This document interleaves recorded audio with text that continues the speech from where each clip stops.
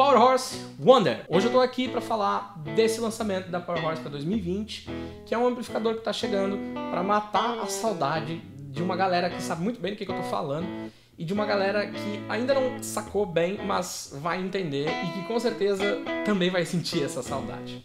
No começo da história da amplificação valvulada, um cara chamado Leonard Fender, no final da década de 40, ele lançou um amplificador para o mercado chamado Fender Champ.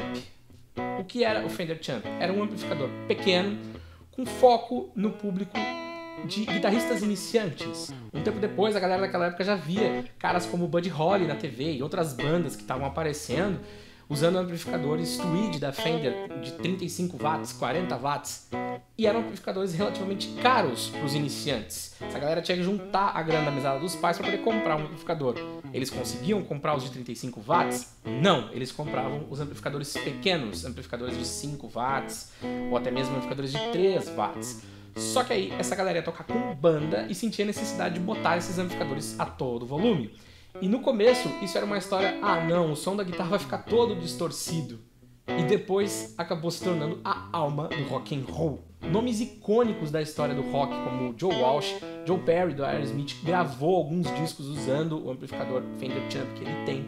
O Jeff Beck, uma das músicas mais conhecidas dele, "'Cause We Ended as Lovers", do álbum Blow by Blow, de 1975, também usou um Fender Champ, mas era um Fender Champ da década de 60, se não me engano.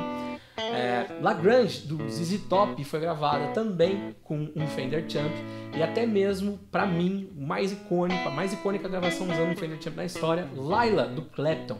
Quem conhece a história do Clapton sabe que naquela época ele usava um pseudônimo chamado Derek and the Dominos. O álbum foi gravado utilizando dois amplificadores, um Tweed 57 da Fender e o Fender Champ da década de 50, que ele tinha de 3 watts. Então, alguns dos mais icônicos timbres de guitarra que você já ouviu não são de grandes amplificadores de 40 watts de potência, de 50 watts de potência. Não. Alguns desses principais timbres que você conhece, que você tem como referência, são de amplificadores pequenos, com o volume utilizado no máximo. Porque como todo bom amplificador valvulado, quando você coloca o volume no máximo, o que você obtém é um som bastante distorcido e um drive de válvula muito legal.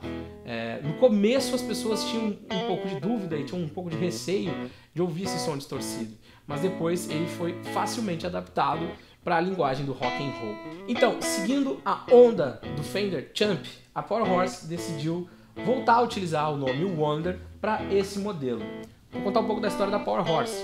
Hoje, vocês ainda vão encontrar, pesquisando no mercado aí, alguns Power Horse Wonders sendo negociados, e são amplificadores que já têm mais de 25 anos. O que acontece é que esses modelos, eles não são propriamente amplificadores com a pegada de vintage, e hoje a Power Horse é 100% focada em amplificadores 100% valvulados e com um aspecto bastante vintage. A gente decidiu se apropriar de novo do nome Wonder para lançar essa maravilha. Esse amplificador é um pequeno amplificador valvulado equipado com um alto-falante de 10 polegadas. Esse modelo aqui é um Jensen C10Q. Ele é um amplificador de 5 watts, pesa em torno de 10 kg, é muito fácil de transportar de um lado para o outro. Ele tem dois botões de controle, que é um de tonalidade e um de volume, uma chave de liga e desliga, uma entrada de alta impedância e uma de baixa impedância. Ele pode ser recomendado tanto para guitarristas quanto para gaitistas, né? Pra quem toca harmônica em bandas de blues, de rock and roll, de pop até mesmo, é uma excelente aquisição. Ele tem uma chave só de liga e desliga, e como todo Power Horse, ele vem também com uma adaptação de voltagem, ou seja, você pode usar ele em 127 ou 240, 110, 120, dá no mesmo. Ele não é um amplificador versátil em termos de timbre, ele não vai te oferecer todas as bandas de equalização, reverb, trêmulo, 2 canais, não sei o que. Não, ele é um amplificador simples, pequeno, para você utilizar ele em um palco, no máximo se você quiser um som de overdrive bacana, ou para você ter em casa, num estúdio pequeno, para você dar uma aula.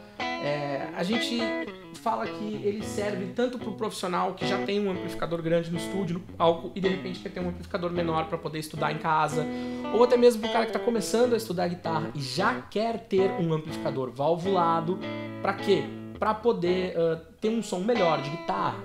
Então tanto faz se a sua guitarra é uma guitarra acessível, uma guitarra mais barata, ou um instrumento mais caro, um instrumento mais precioso, o seu timbre vai ser extremamente valorizado com um amplificador valvulado, certo? Bom, eu vou fazer um pouco de som com uma extrato e uma semiacústica para você sacar um pouco a diferença e como se usa o botão de tonalidade, né?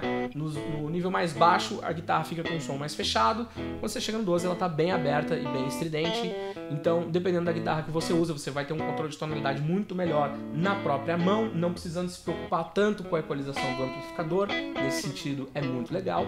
E o som dele é o som do rock and roll, é a guitarra mais clássica e icônica do rock and roll que você vai encontrar. Bom, vamos nessa!